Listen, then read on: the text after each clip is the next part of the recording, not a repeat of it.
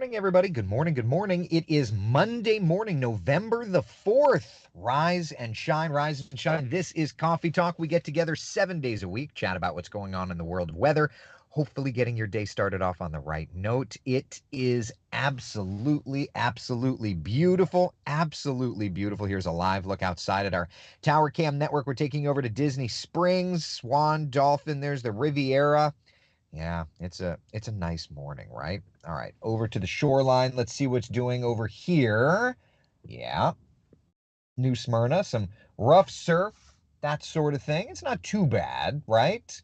Um, I wouldn't necessarily want to go in, but, at least we're not talking about beach erosion for today. Let's head down to Port Canaveral, see what's doing there. Blue skies, I hope. Yeah, a couple of cruise ships. Looks like a tanker there on the right, some sort of a cargo ship. Yeah, it's gorgeous. And then we don't have to go all over. We'll stop over here in Tavares. Lovely sunrise there. So, all right. It's a beautiful Monday morning, post time change. We're doing the things. We're doing the things. Here's a look at our first warning Doppler radar. Nice and quiet. Nothing going on out there. Temperatures out the door. I was up for a sunrise walk with the kids. It was a nice morning. 73 degrees right now in Orlando. We're at about 71 in Wildwood, 69 in Ocala. And look at that, even 77 in Melbourne. So it's a little warmer along the shoreline there. I would just say that this afternoon, we're looking at a few showers kind of working into the forecast picture. It's not going to be a complete washout or anything like that, but yeah, just a few showers. 30% coverage of passing showers. Temperatures climbing to about 83 1 p.m., 85 degrees by 3 o'clock this afternoon. And yes, it's going to be another brief fall in Central Florida is always wonderfully breezy. 85 degrees. 15, 20, 25 mile per hour wind. Yeah, it's not a bad one. So that's kind of where we're at, right? All right. Sound good? Sound good for you? Good morning, Janice, Don, Frank. Good morning.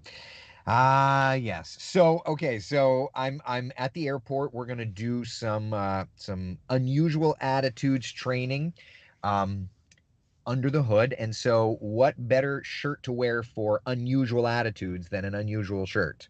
An unusual attitude shirt. I don't know. Anyway, that was what I was going for when I picked this shirt. So I don't know. Maybe I'm just being silly. All right. Temperatures around Central. Listen, nobody ever said I was creative. All right, temperatures out the door this afternoon, as I mentioned, mid 80s in the metro area. That breeze will keep our temperatures warmer than average. Average high temperature has now dropped to 80 degrees. We're going to do 81 New Smyrna Beach, but inland a little bit. Certainly we see those temperatures climbing. 85 in Orlando, 85 degrees in the Villages. All right. All right. Questions, comments, concerns about our local forecast for today? Let's move on if not. Because the tropics and our local forecast are kind of intertwined. And William's asking, will Dunellen, Florida get a hurricane this week? I am not forecasting a hurricane to hit Central Florida. Okay? So yeah, we'll dive deeper into the tropics, but thankfully we're not expecting a hurricane to hit Dunellen this week. All right, so that's kind of the setup for today. We're looking very nice. I think it's going to be breezy. I think it's going to be a little warmer than average, but take a look at the overall setup. Today we do have a few showers in the forecast. Okay, and we've been talking about how this little tropical thing moving into the Gulf of Mexico, the timing was going to really have to come down to where and when it arrives in the Gulf, and then that cold front on the top left corner of your screen. But as the world works, it seems like this little piece of moisture moving into the Gulf of Mexico is going to be kind of a broad, sloppier type system, and thus it's going to throw moisture at us. So what we're looking at is rising rain chances, okay, for Central Florida the next couple of days. So here, let's just look at kind of the rain chances over the next couple of days and understand that this is based on model trends, and this will change certainly, but 30% coverage of passing showers today, 30% coverage of passing showers tomorrow, Wednesday, Thursday, 40, 50. I would suspect that those numbers could even come up by the time we get there. Okay, so plan for Wednesday, Thursday for now being somewhat wet, somewhat gloomy. All right, that's kind of the thought process here. Okay, but no, it's important to note it does not look like Central Florida is getting a hurricane. I will say it again. I don't even need to say it again. Central Florida does not look like it's getting a hurricane. But let's look and see what's going on in the tropics, okay? First off, the system that we're watching, potential tropical cyclone 18. There it is, starting to seemingly undergo tropical cyclogenesis. I would add that the National Hurricane Center, you see how it says 705 advisory? Because they put out the intermediate advisory, and then at 7:05, the government of the Cayman Islands has issued a hurricane warning for Grand Cayman, Little Cayman, and Cayman Brac. So to that point, the folks down there in the Caribbean islands are starting to gear up for a hurricane. But just because that's the case there does not mean that it's going to be the case here, okay? So let's look at the forecast from the National Hurricane Center. Okay, and it's also important to distinguish that a potential tropical system is not the same as a tropical storm or a hurricane. It does not have a name. It's not organized enough to even be called a tropical depression. The reason that the National Hurricane Center came out with the nomenclature of potential tropical cyclone or potential tropical system is because they want to be able to issue a forecast cone, and they want to be able to issue advisories, such as that said hurricane warning for the Caymans. They want to be able to issue that before a storm forms, because in this case, a storm is forming and will be impacting in fairly short order, okay? It is expected to become a hurricane. We think by this afternoon should be a tropical storm, then it becomes a hurricane, and then kind of starts to turn a little more to the left, starts to weaken just a little bit, and thankfully should stay safe distance away from our area, at least the center. Remember, that cone tracks the center of circulation. That does not mean that we won't get impacts. It just means that the center of the system looks to stay away. Here's the forecast models. And again, we know that it wants to move into the Gulf, but after that, that front, that's where it's going to get to be a little difficult. So this is not like a home run, easy to forecast system once it gets into the Gulf, especially because it's going to be starting to weaken down just a little bit. Okay, so let's watch it, because again, we're going to be on that right side.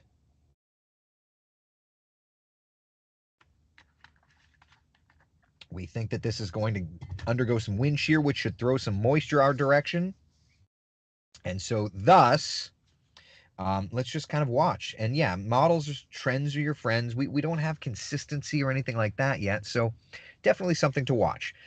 Now, that said, let's look and see what the global models are showing, okay? So here's the American GFS model. All right, and this is, this is a good way to track these things, right? Look model by model and try to interrogate things. So deepening pressure, right? Crossing Cuba. And then like the GFS is wanting to develop another system behind it, which is so fun. Going in like right around Mobile Bay, and then the second thing kind of hanging out around South Florida. Like, what are you doing there? And then a front kind of picks it up and shoos it on out of here, and then leaves another thing down in the Caribbean. Good old GFS. Like, what are you doing? Seriously. What are you doing?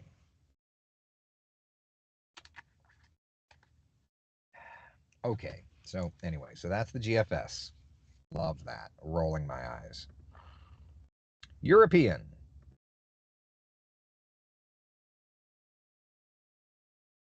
They're moving into the Gulf of Mexico. That's as far as the 6E goes. We can look at the control to kind of take it a little further out. further west, and then the Euro wants to have that little thing south of Florida, but super weak, so that's fine. Euro AI, though this is the 0Z Euro AI, but nevertheless, toward like Louisiana, Mississippi, and then another little low around southeast Florida, which would not bode well for next year's hurricane season.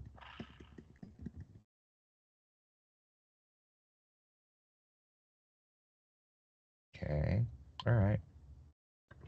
So anyway, ensembles, let's check the GFS ensembles.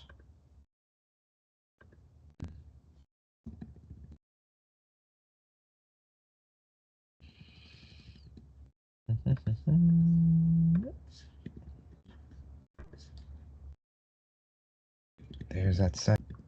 Yeah, so, I mean, there's most everything is going to keep this low that we're tracking. Potential tropical system 18 should stay away from us. Euro ensembles. There they go. And then something weak. All right, that's fine. That's fine. So, again, I think that the National Hurricane Center doing a fantastic job forecasting this. I think that their forecast cone, as always, is really right on par. So, to that point, that's what we're looking at for what will become, we think, Raphael. Okay, Matt says, show the last frame of the 00Z GFS. All right, I didn't look, but I'll bite. Why do I feel like I'm about to go into a hype world? Pressure. All right. 00Z GFS.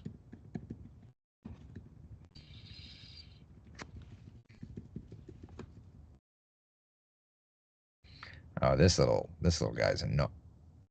Really? Really? What is that? 119 mile per hour winds. November 20th. Okay. GFS, the hype machine. Don't. The GFS just has a vorticity bias. Just don't. Oh my God. All right. One storm at a time. I'll say it again. One storm at a time, okay? All right. So there's the cone. Potential tropical system 18, probably going to become Raphael. Eduardo's asking, hey there, Eric, tell me the difference between a cyclone and a hurricane. Do cyclones have a category strength? Cyclone means it's a weak low. It's a potential tropical system.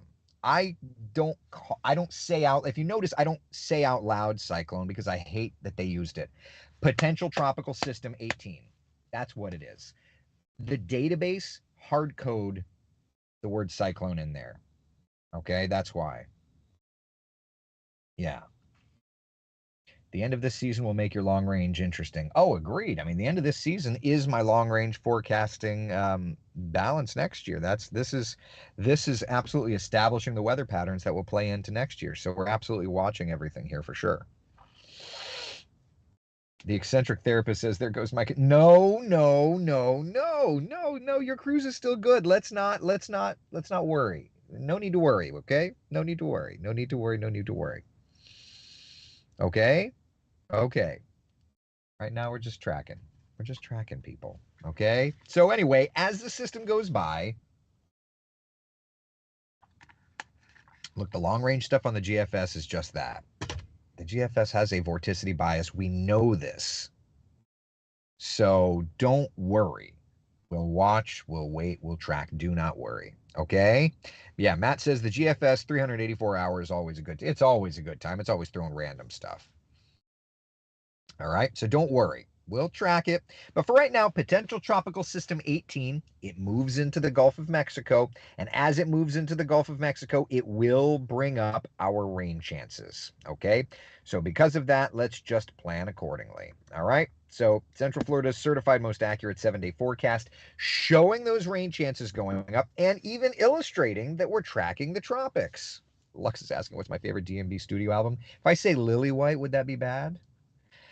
So yeah, watching the rain chances going up Wednesday, Thursday as what will become, we think, Raphael. Could something else happen earlier? Sure. But yeah. So potential tropical system 18 passes by, brings us some rain, and then we'll get to watch these other things. We will, but I'm not going to hype stuff that is just way out there.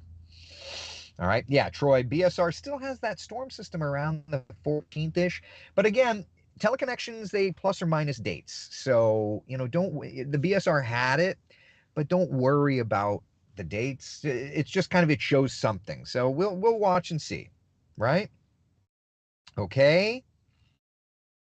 All right. Any questions? Any questions at all? We can, you know, we can track some rain this week, and then thankfully, for people on the West Coast that just got hit with the hurricanes, we had Milton, we had Helene. Like, this is not going to be those. Thankfully, thankfully, thankfully for them. Yeah. Okay. That's the important part. It's going to be some rain. We don't, some areas don't need rain, and so to that point, it's not going to be ideal. But we'll watch, we'll wait, and we'll track. Okay?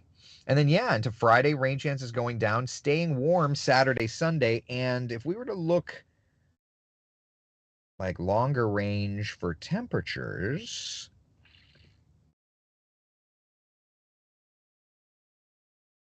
raw GFS data, yeah, you see how it's backed off on that colder air coming in down the pike, right? Like mid-November, highs in the 70s. I mean, that's not bad, but yeah. Yeah. Is Hurricane Tony going to bother us? Hurricane Tony always bothers us. I've been bothered by Hurricane Tony for 20 years almost now. Almost. Hurricane Tony and I are almost to 19 years, actually. Yeah. When's it going to get colder? Wes, I mean, that's the GFS model data for temperatures. They're not much colder. Oh, well. All right, people. That's all I got. Bada bing, bada boom. Be the sunshine in someone else's day, all right? 7-day forecast. Tracking the tropics. Not because a hurricane is hitting us, but because tropical moisture is moving in, okay? Very important delineation. All right? All right. Listen, be the sunshine in someone else's day. Thank you for hanging out for Coffee Talk. I'll post a quick little reel, one of those short little video updates. I'll post one of those later on today.